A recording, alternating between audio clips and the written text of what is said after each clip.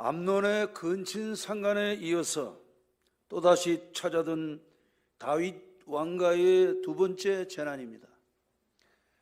우리가 이 땅을 살면서 성결하게 사는 것이 얼마나 소중한 것인가 하는 사실을 깨닫게 하는 그러한 내용입니다. 다윗의 삼남 압살롬에 의해서 암논이 살해당하는 그러한 사건이 오늘 본문에 있는 내용입니다. 사무엘하 3장 3절을 보면은 이렇게 기록하고 있습니다. 둘째는 길르압이라 갈멜 사람 나발의 아내였던 아비가일의 소생이요 셋째는 압살롬이라 그스왕 달메의 딸 마가의 아들이요. 압살롬에 대한 이제 신상을 기록하고 있습니다. 압살롬은 자기의 동복 누이 동생 다말을 욕보인 배다른 형 암논에게 앙심을 품습니다. 앙심이 뭡니까? 원한을 품고 이제 안갚음하려고 하는, 그리고 벼르는 이런 마음을 우리는 앙심을 품었다, 이렇게 말하고 있습니다. 혹시 오늘 앙심을 품은 분들 있습니까? 앙심을 버려야 합니다. 그래서 그 20절에서 22절을 보면은 이렇게 기록하고 있습니다. 그의 오라버니 압살롬이 그에게 이르되 내 오라버니 암논이 너와 함께 있었느냐? 그러나 그는 내 오라버니니 누이야. 지금은 잠잠히 있고 이것으로 말미암아 근심하지 말라 하니라. 이에 다말이 그의 오라버니 압살롬의 집에 있어 처량하게 지내니라. 다윗 왕이 이 모든 말을 듣고 이를 듣고 심히 노하니라. 압살롬은 암논이 그의 누이 다말을 욕되게 하였으므로 그를 미워하여 암논에 대하여 잘잘못을 압살롬이 말하지 아니하니라. 그리고선 이제 복수의 계획을 꾸미고 이 일을 추진했다는 게 23절에서 27절에 있는 말씀이죠. 그 이제 만 2년이 지났습니다.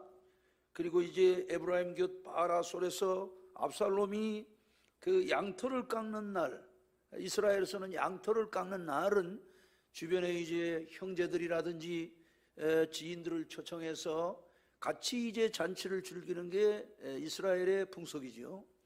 그래서 이제 압살롬이 자기 부와 함께 이제 종에게 양털 깎는 일이 있는데 청하건대 왕이여 납시셔서 저를 축복해 주었으면 좋겠습니다. 그리고 우리 형들이 다 와서 이렇게 했으면 좋겠습니다. 그러니까 다윗 왕이 우리들이 다 가서 폐해를 끼치면 그 뭐가 되겠느냐 하면서 그 부왕 다윗이 압살롬을 축복했다는 그런 내용이죠. 그래도 이제 지금 압살롬은 사실 다른 계획이 있기 때문에 암논을 죽여야 된다고 하는 이 그 원한을 갚아야 된다고 하는 것 때문에 왕께 간청을 합니다. 그래서 암논이 맏아들이니까 암논과 이제 형제들이 좀 다 왔으면 좋겠습니다. 그러니까 야, 그 갈 일이 뭐냐? 그러는데도 계속 간청을 하니까 그렇게 하라. 이렇게 해서 이제 왔고, 그리고 자기 부하들에게 우리말로 하면 술이 있거나 해서 몸을 못 가눌 때가 되면 내가 신호를 보낼 테니 그때 처치하도록 해라. 우리는 이 역사적 사건 속에서 압살롬이 살인죄를 짓는 결정적 요인을 분석해 보아야 됩니다. 그 객관적 동기라고 하는 것은 근친상간의 죄였지만은 보다 중요한 내면적 요인은 꺼질 줄 모르는 압살롬의 복수심이었다는 것입니다. 그래서 우리는 이 복수심을 가지면 안 됩니다. 성경은 우리에게 잠언 4장 23절에 이렇게 말씀하고 있습니다. 모든 지킬 만한 것보다 네 마음을 지켜라. 생명의 근원이 이에서 남이니라. 이거 되게 충청도식으로 천천히 나오네요. 우리 모두를 좀 즐겁게 하려고 이렇게 천천히 나오는 것 같아요. 그건 압살롬은 선악간의 심판을 하나님께 맡길 줄 몰랐던, 결국 그도 이제 이 원한에 사로잡혀서 결국은 파멸에 이르게 되었다 그 말이죠. 성경은 우리들에게 뭐를 말씀하냐 하면은 원수 갚는 것을 내게 맡겨라 이렇게 말씀을 하고 있습니다. 로마서 12장 19절이 이렇게 증언하고 있습니다. 내 사랑하는 자들아, 너희가 친히 원수를 갚지 말고 하나님의 진노하심에 맡기라. 기록되었을 때 원수 갚는 것이 내게 있으니 내가 갚으리라고 주께서 말씀하시니라. 그러니까 원수를 여러분이 갚으려고 뭐 이빨을 갈고 그럴 필요가 없습니다. 하나님이 진노하시면 그 원수 갚는 것은 하나님이 하실 일이기 때문에 다 주께 맡기고. 그러니까 하나님이 우리를 얼마나 사랑하시느냐. 너희들의 손에는 절대로 피를 묻히지 말아라, 이렇게 말씀하고 계시단 말이죠. 그러니까 우리는 하나님을 믿어야 합니다. 할렐루야. 언제나 이 미움을 키우면 결과적으로 살인에까지 이렇게 된다는 것을 잊어서는 안 됩니다. 하나님은 죄에 대한 심판자이심을 우리들이 믿어야 한다, 그 말이죠. 물론 이 암논의 죄에 대하여 분노하지 않을 사람이 어디 있겠습니까? 그러나 지나친 분노는 결국 파괴적 분노로 발전해서 살인에 이르게 된다 하는 사실을 알아야 됩니다. 이제 이 분노 폭발에 대해서 몇 가지로 이야기를 하는데, 충동적 분노 폭발형이 있습니다. 이건 이제 다혈질한 사람들, 그래서 화를 잘 내는 이런 사람들이 있어요. 화 잘 내면은 주변에 사람이 별로 없어요. 인심을 잃습니다. 예, 그러니까 여러분 될 수 있으면 화는 내지 말고 늘 웃으면서, 예, 할렐루야, 그렇게 사셔야 돼요. 그 다음에 이제 습관적인 이 분노 폭발형이 있는데, 이거는 뭐냐면은 분노 표출을 통해서 어떤 목적을 이뤘단 말이죠. 그러면은 이게 사람이 자꾸 화를 내다 보면 이 분노도 자꾸 발전을 해요. 그래가지고 이것이 이제 상시화된 그런 사람이죠. 근데 이제 요즘에 치매를 걸리신 분들을 보니까 대부분 이 전두엽이 다 이제 상해 있다고 그렇게 이야기를 해요. 그 전두엽이라고 하는 것은 그 대뇌 반구의 일부로 중심구보다 앞쪽에 있는 것을 전두엽이라고 이렇게 말을 하는데, 그 대뇌에서 가장 큰 피질로 모든 감각이 최종적으로 모이는 데가 어디냐? 이 전두엽이랍니다. 전두엽. 예? 그 우리가 화나면은 이 머리가 뻗친다고 그러잖아요. 예? 그래서 그 치매 들리신 분들을 보면은, 저도 이제 우리 주변에서 이렇게 치매 걸리신 분들을 봤는데 화낼 일이 아닌데 혈균을 부리더라고요. 그래서 아주 제가 굉장히 민망했던 적이 있어요. 예. 그 우리 이제 그 가까운 은퇴하신 목사님 사모님 가운데 저하고 나이가 동갑이신 사모님이 계신데, 제가 분호회장 때인데 어딜 갔어요. 갔는데 태국을 그때 이제 임원들하고 이렇게 이제 여행을 갔단 말이죠. 근데 저한테 화를 낼 상황이 전혀 아닌데 굉장히 막 역정을 내더라고요. 그 제가 얼마나 민구스러웠는지 몰라요. 나 여자들한테 그렇게 뭐 이렇게 무슨 핀잔을 들을 만큼 제가 어디서 그런 사람이 아닌데 되게 멋쩍더라고요. 근데 그 목사님이 이제 이야기를 하시는데, 이미 그때 그 치매가 왔다는 거예요. 그 증상이. 그때 그걸 미리 알았으면 좋았는데 자기도 전혀 알지를 못했다는 거예요.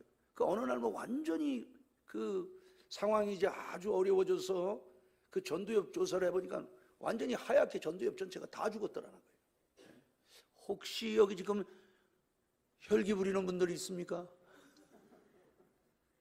치매 정말 무서운 것이죠. 치매. 예.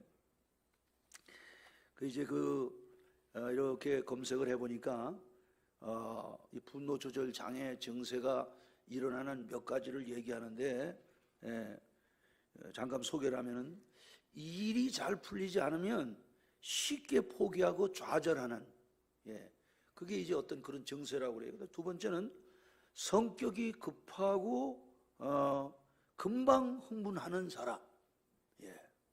그 다음에 또 세 번째는 보니까 다른 사람의 잘못을 그냥 넘기기 어려운 사람.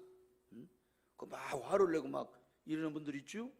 그 다음에 네 번째는 화가 나면은 주변의 물건을 집어 던지는 사람. 이런 사람 조사하면 다 나옵니다. 예. 그 다음에 다섯 번째는 내 잘못을 다른 사람의 그 탓으로 돌리는. 예. 그 다음에 또 여섯 번째 뭐니까 화가 나면은 쉽게 풀리지 않는다. 성가대에 그런 분들 계십니까? 예. 화가 나도 금방 풀려야 됩니다. 화가 나도. 예. 그 다음에 이제 화가 나면은 상대방에게 거친 말과 폭력을 행하는. 그 다음에 이제 또 다른 사람들이 나를 무시한다. 이렇게 생각하는 사람 굉장히 내용들이 많이 있습니다. 자, 우리들이 지나친 분노는 결국 파괴적 분노로 발전하여 마지막에는 사람을 죽이는 살인에까지도 이를 수 있다 하는 것을 아셔야 됩니다. 압살롬의 복수심은 브레이크 없는 자동차처럼 마침내는 부왕에 대한 불만으로 이어지고, 그리고 마침내는 반역자가 되어서 이스라엘 역사에, 그리고 자기 아버지 다윗의 가슴에 큰 못을 박는, 정말 이 압살롬이 이제 우리 좀 다음 주, 그 다음 주에 쭉 이제 우리가 이 사무엘 하를 공부하겠지만은, 설교를 하겠지만은 정말 하지 못할 이런 일들을 행했다 그 말이죠. 우리는 본문에서 분노가 계속돼서 복수에 불타면 결국은 파멸에 이른다는 사실을 보고 있는 것입니다. 따라서 우리는 이러한 비극을 거울 삼아서 분노를 품지만 해가 지기까지는 절대로 분을 품지 말라. 그 에베소서 4장 26절의 말씀입니다. 이렇게 증언하고 있습니다. 분을 내어도 죄를 짓지 말며 해가 지도록 분을 품지 말고. 분을 내어도 죄를 짓지 말라는 게 뭡니까? 복수에 불타서 막 퍼대고 막 이렇게 하면 안 된다 이 말이에요. 그리고 해가 지도록, 이게 해가 가고 달이 가고 막 이러다 보면은 결국은 이 분노가 우리 속에서 삭히지 않잖아요.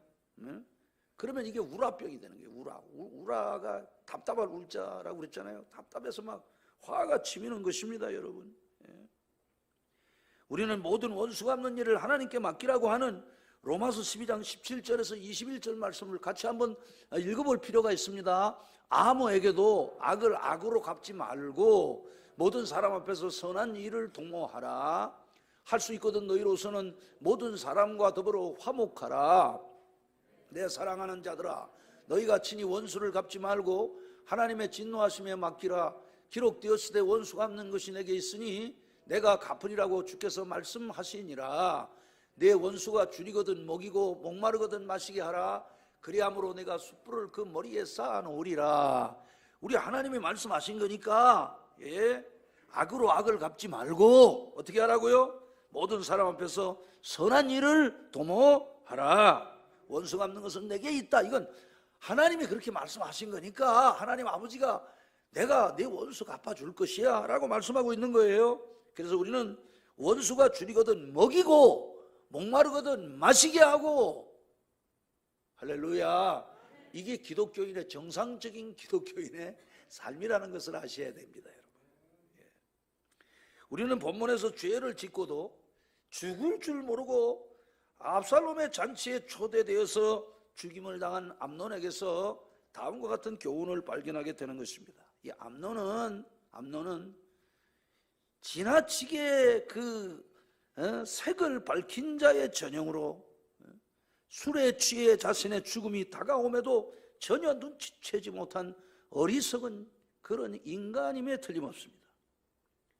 결국 주색을 즐기는 자는 하나님 나라의 일꾼으로 합당치 않다. 디도서 1장 6절 7절을 보면은 이렇게 기록하고 있습니다. 책망할 것이 없고 한 아내의 남편이며 방탕하다는 비난을 받거나 불순종하는 일이 없는 믿는 자녀를 둔 자라야 할지라. 감독은 하나님의 청지기로서 책망할 것이 없고 제 고집대로 하지 아니하며 급히 분내지 아니하며 술을 즐기지 아니하며 구타하지 아니하며 더러운 이득을 탐하지 아니하며. 이건 이제 바울 사도가 그 그레데라고 하는 큰 섬에 이단이 많고 그런데 또 교회 안에 미진한 이런 일들을 위해서 한 20살 된 젊은 목사 디도를 세우고, 디도를 세우고 그 디도에게 보낸 편지 가운데 있는 내용입니다. 그래서 이제 하나님의 사람은 책망할 것이 없고, 여러분들이 어디에서든지 부음격 있는 기독교인은 책망할 것이 없는 모든 면에서 원만한 이런 사람, 그런 사람들이 돼야 합니다. 절대로 책망받을 일을 하면은 안 돼요. 칭찬받는 사람. 할렐루야. 그러면 우리가 칭찬받으려면 어떻게 해야 됩니다? 칭찬받는 사람은 손해보고 살아야 됩니다. 섬기고 살아야 됩니다. 나누고 살아야 합니다. 대부분 이 땅 위에서 존경받는 분들이 자기 욕심을 채운 사람이 아닙니다. 자기를 비우고 섬기고 간 사람들이 존경받는 사람들이죠. 나라도 마찬가지예요. 나라가 잘 될 때 일본이 명치 유신 이후로 왜 잘 된 겁니까? 모든 대명들이 판족 봉환이라고 해가지고 모든 기득권을 다 내려놓았다니까요. 근데 중국은 그렇지 않았어요. 양모운동이라는 걸 했지만 중체 서영이라고 해서 중국의 기본 틀은 그대로 놓고 서쪽 것을 받아들인다. 그러니까 뭐 그 북양 함대가 있었지만 그 함대들이 청일전쟁 때 자기들이 이길 줄 알았지만 압록강 전투, 성안 전투에서 완전히 폭망한 것 아닙니까? 그러니까 그 대신들의 가지고 있는 배가 중국 청나라의 북양 함대보다 더 좋았다니까요. 그렇게 부패해 있었기 때문에 나라가 망한 것입니다, 여러분. 책망할 것이 없고, 그리고 이제 요즘에는 이제 너무 이 가정들이 많이 이렇게 파괴되고 이래서 뭐 이제 이혼이라는 말, 이런 말은 참 강단에서도 하기가 어려운 이런 시절이 됐습니다. 옛날 뭐 미국 대통령이라든지 주지사라든지 이런 리더들은 이건 뭐 전혀 이런 일이 있어서는 안 되죠. 그러나 지금은 뭐 세계 지도자들 가운데 우리 입에 담기도 어려운 이런 사람들이 많이 있잖아요. 여기는 하나의 남편이며 방탕하다는 비난을 받거나 그리고 불순종하는 일이 없는 믿는 자녀를 둔 자라야 할지냐. 이게 한마디로 뭡니까? 수신제가 하라 이 말입니다. 교회 안에서도 그렇고 사회에서도 그렇습니다, 여러분.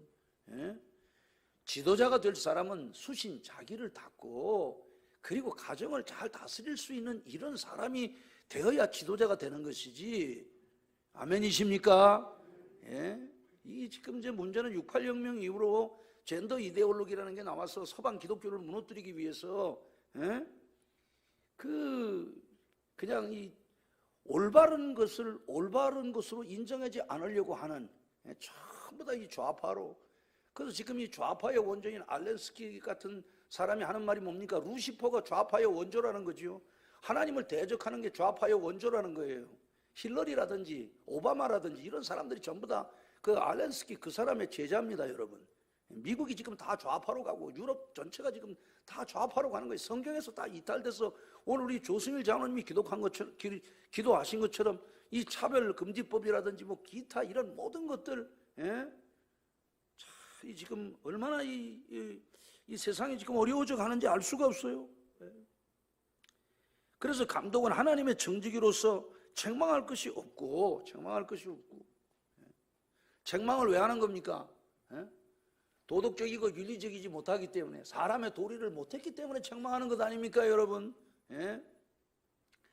그러면서 뭘 이야기합니까?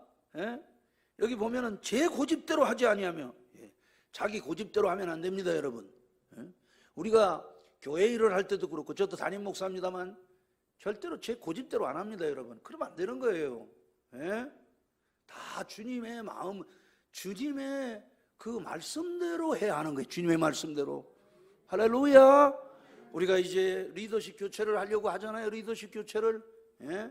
그러나 사실 뭐 이게 광고를 하고 수백 통, 100통이 만약에 들어왔다. 누군지 압니까? 스펙 가지고 사람 알 수가 없어요. 10년을 겪고도 사람을 잘 모른단 말이죠. 그러니까 인성 좋은 이런 분, 그래서 제가 이제 은퇴할 날이 이렇게 쭉 남아있는데 로드맵을 드리는 것은 우리 교회가 이 권선동에 세워지고 앞으로도 계속해서 이 교회가 교회다운 교회가 되기를 위해서, 할렐루야. 그래서 저도 제가 가지고 있는 기득권을 내려놓고 기본 재원을 마련하고, 뭐 기본 재원을 마련하는 방법이 뭡니까? 제가 좀 누리는 것 좀 잘라내고 뭐 이렇게 하고 해서 목사님 기본으로 모실 그런 마음을 우리가 가져야 될 것 아닙니까? 그러니까 우리가 일은 그렇게 하는 거예요. 자기 고집대로 하면 안 돼요. 그리고 급히 분내지 아니하고, 절대로 막 화내고 자기 마음에 안 든다고 막 그러면 안 됩니다, 여러분. 온유한 마음으로 술을 즐기지 아니하며 구타하지 아니하며 더러운 이득을 탐하지 아니하며. 한번 따라하겠습니다. 바른 생활하자. 그렇습니다, 여러분. 우리 옛날에 바른 생활 도덕이라고 배웠잖아요. 바른 생활. 또한 주색은 패망의 길이라는 사실을 잠언 7장 24절에서 27절에 이렇게 교훈하고 있습니다. 이제 아들들아 내 말을 듣고 내 입의 말에 주의하라.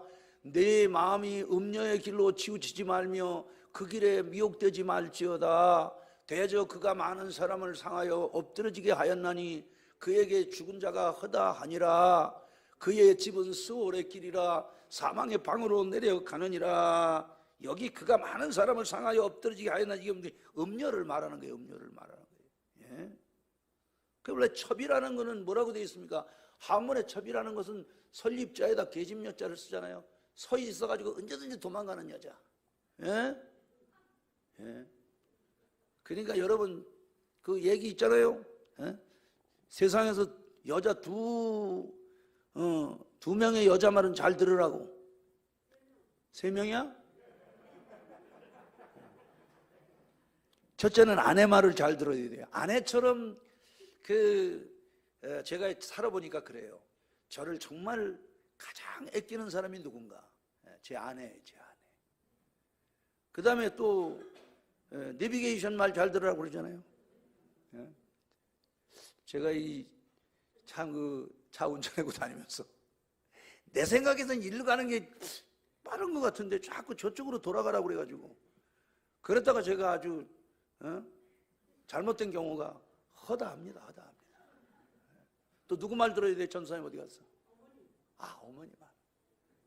똑똑해요. 난 저렇게 훌륭한 전사님이 있어가지고 참 감사해요. 다 이렇게 손발이 맞아야 하는 거예요. 그러니까는 결국 음녀를 따라가면 그 집이 스월의 길이라 그러잖아요. 이게 뭐냐? 지옥으로 간다. 이게 스월이 지옥이라는 말 아닙니까, 여러분? 사망의 방으로 내려가는 것입니다. 여러분, 재벌가 이런데 비극이 뭡니까? 자녀들이 배가 다르잖아요. 그게 전부 다 비극의 시예요. 비극의 시. 그러므로 구속받은 성도들은 이 세상 풍속을 따르면 안 된다는 사실을 기억하고 말씀과 기도로 살게 되시길 주의 이름으로 축복합니다. 에베소 4장 22절과 24절이 이렇게 증언합니다. 너희는 유혹의 욕심을 따라 썩어져가는 구습을 따르는 옛사람을 벗어버리고 오직 너희의 심령이 새롭게 되어 하나님을 따라 의와 진리의 거룩함으로 지으심을 받은 새 사람을 입으라. 그 우리의 옛사람은 유혹의 욕심을 자꾸 따라가려고 한다니까요. 그 썩어져가는 구습을 쫓는. 그러니까 날마다 우리 속에 이 죄성이라는 게 육신이 살아있기 때문에 이 세상 사랑하지 말라는 거예요. 이 세상에 있는 게 뭐냐? 3가지인데 육신의 정욕과 안목의 정욕과 이생의 자랑이라는 거예요. 이게 우리 말로 하면은 돈, 명예, 섹스 이 3가지입니다. 이게 원초적인 것들이에요. 그러니까 이게 인간의 마음에 계속 독버섯처럼 계속 이렇게 올라온다니까요. 그러니까 우리가 감사하면서 남편에 대해서 하나님이 내게 딱 아주 맞게 주셨다 이렇게 생각해야 돼요. 또 아내들은 남편을 생각할 때 진짜 나에게 딱 맞는 남편을 주셨구나. 남자는 나에게 딱 맞는 아내를 주셨구나. 그렇게 생각해야 돼요. 하나님이 다 맞춰서 주신 분복이라고 그랬잖아요. 분복이라고 딱 내게 맞춤형으로 주신 것입니다. 할렐루야. 예? 그러니까 여러분들이 절대로 살면서 종속 심리를 가지면 안 됩니다. 내가 저 잘못 만나서 속으로 저 새끼 안 만났으면 안 해. 그 안 되는 거예요. 그 종속 심리입니다. 노예의 심리다. 서로 내조하고 외조하면서 할렐루야, 할렐루야. 제가 그랬잖아요.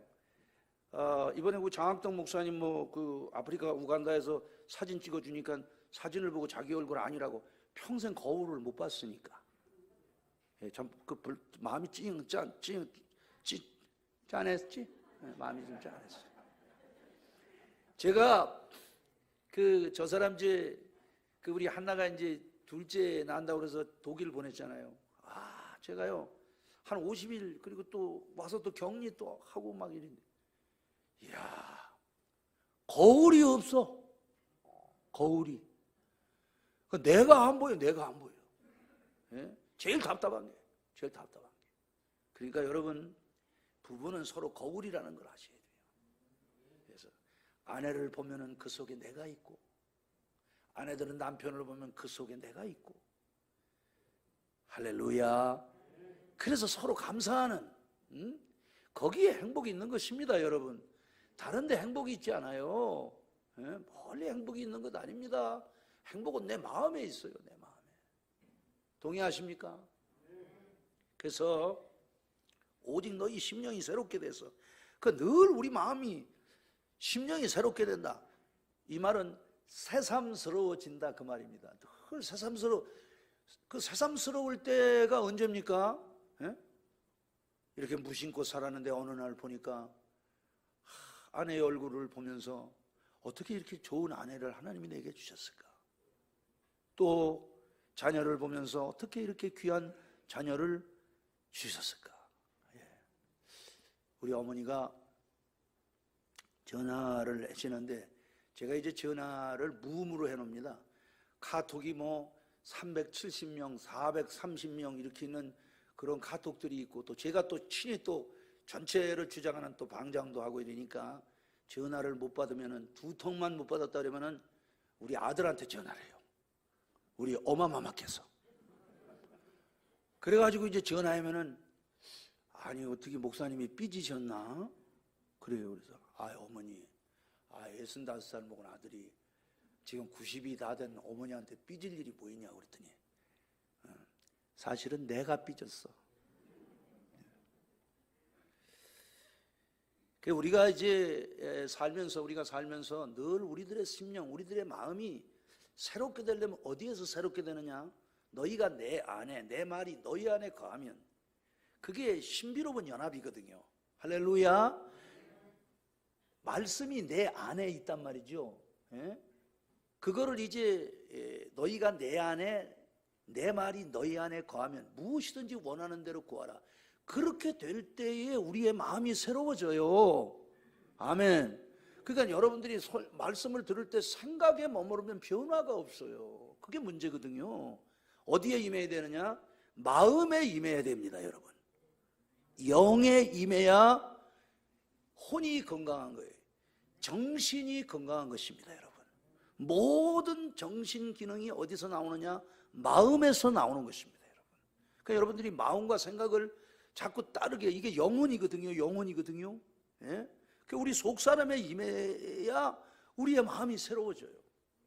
할렐루야. 그러지 않으면 새로워지지 않는다니까. 예? 그럴 때 우리 속에 동력이 생기는 것입니다, 여러분. 예? 신령한 힘이 생긴다니까요. 그래서 심령이 새롭게 돼요. 하나님을 따라. 누구를 따라?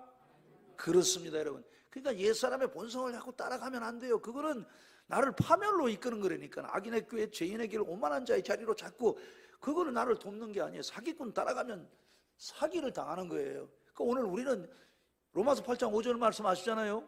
육신을 쫓는 자는 육신의 일을, 영을 쫓는 자는 영의 일을 생각하나니, 육신의 생각은 사망이지만 영의 생각은 생명과 평안이란 말이죠. 예.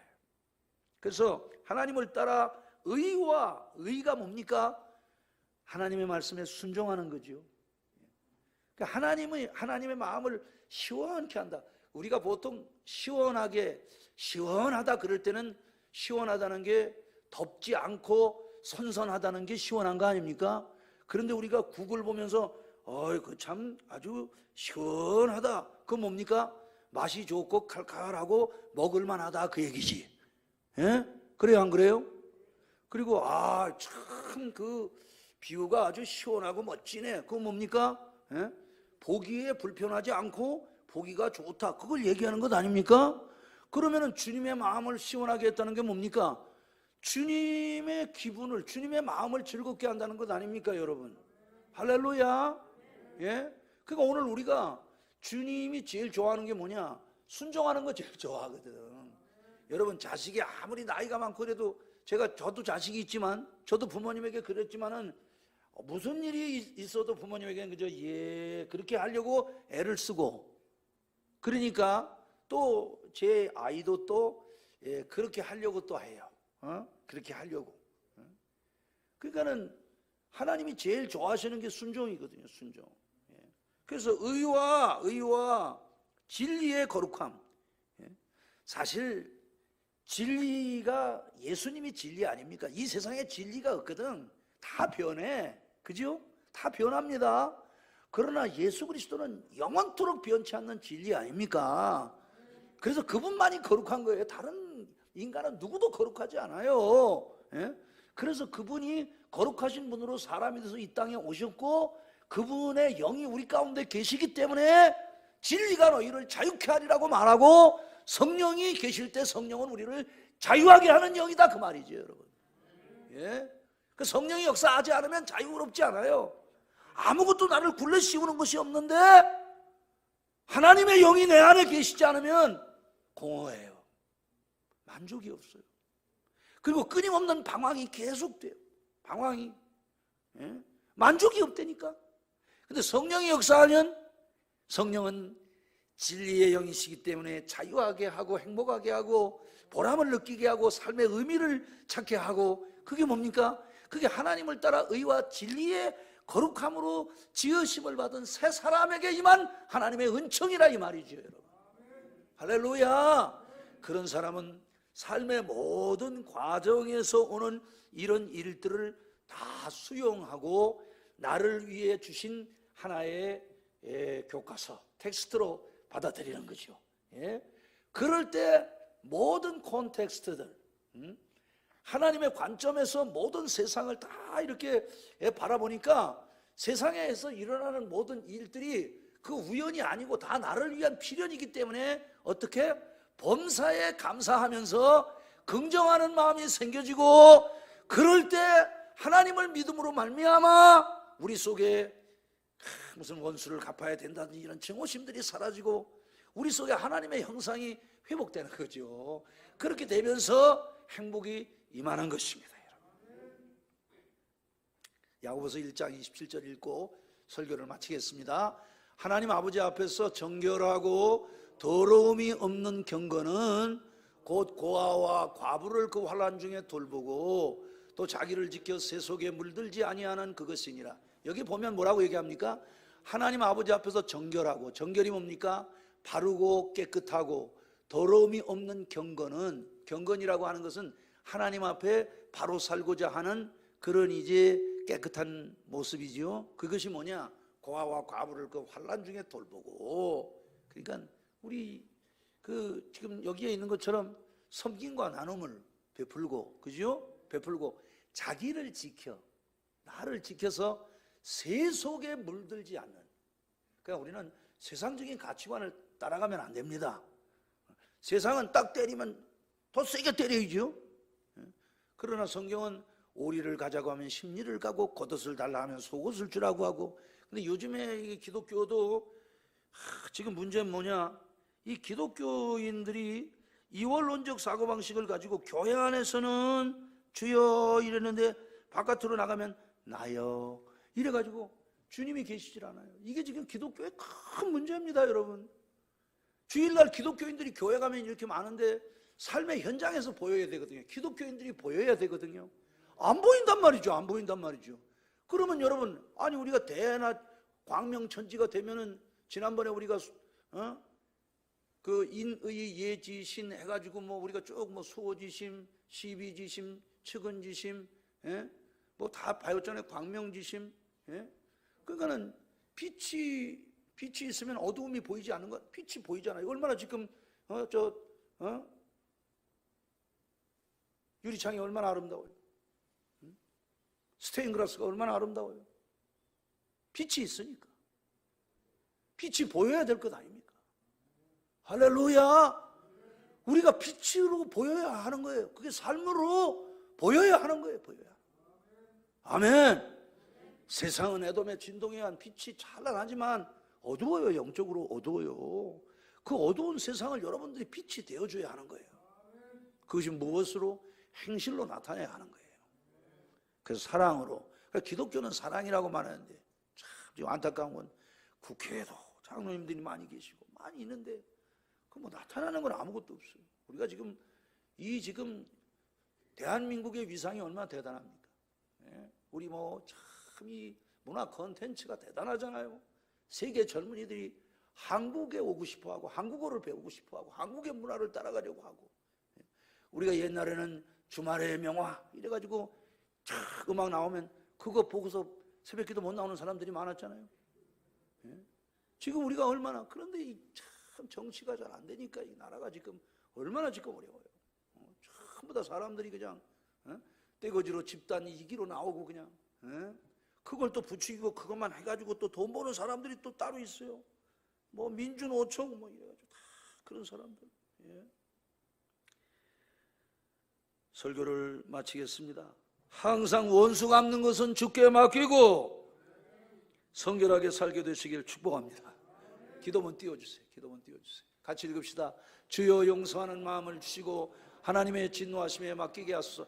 우리 주여 한번 부르고 기도합니다. 주여 감사드립니다. 주님, 오늘도 귀한 말씀 우리에게 양식으로 주셨습니다. 하나님, 압살롬은 자기 동생 다말을 욕보인 암논을 결과적으로 죽이면서 하나님 아버지여 그는 살인자가 되었고 그의 분노는 왕에게로 옮겨가고 반역으로 바뀌고 결국은 분노의 노예가 돼서 복수심의 노예가 돼서 결국은 파멸에 이르렀습니다. 그리고 다윗은 하나님 앞에 범죄함으로 다윗 집안에 칼이 떠나지 아니하는 재난이 임한 것을 보았습니다. 하나님, 성결하게 살기를 원합니다. 하나님 아버지, 책망할 것이 없는 자로 살기를 원합니다. 자비하신 우리 아버지 하나님, 내 고집대로 살지 않기를 원합니다. 분내지 않기를 원합니다. 하나님 아버지여, 세상을 즐기지 않기를 원합니다. 더러운 이득을 탐하지 않기를 원합니다. 하나님 아버지여, 세상에 음란하고 타락한 길을 돌아보지 않기를 원합니다. 그 길은 스월의 길이라 사망의 방으로 내려가는 것이라고 말했사오니 주님이여, 구속받은 저희들 이 세상 풍속을 따르지 않게 하시고 원수 갚는 것도 주께 맡기며 진노하심에 맡기는 저희들이 되게 은혜를 주옵소서. 하나님 앞에서 정결하고 더러움이 없는 경건은 고아와 과부를 그 환난 중에 돌보고 또 자신을 지켜 세속에 물들지 아니하는 그것이라 했사오니 하나님, 원수 갚는 것은 주께 맡기고 하나님의 그 결정을 따라 사는 저희들이 돼서 성결한 삶을 살게 하소서. 이렇게 하실 예수 그리스도의 이름으로 기도합니다. 아멘. 가슴에 두 손을 얹읍시다. 아픈 분들은 상처 위에 손을 얹으십시다. 고맙습니다. 주님, 오늘도 사무엘하 13장 20절에서 29절에 있는 복된 말씀을 통해서 하나님, 우리가 어떤 모습으로 살아야 될 것인가 교훈 받게 하신 하나님을 찬송합니다.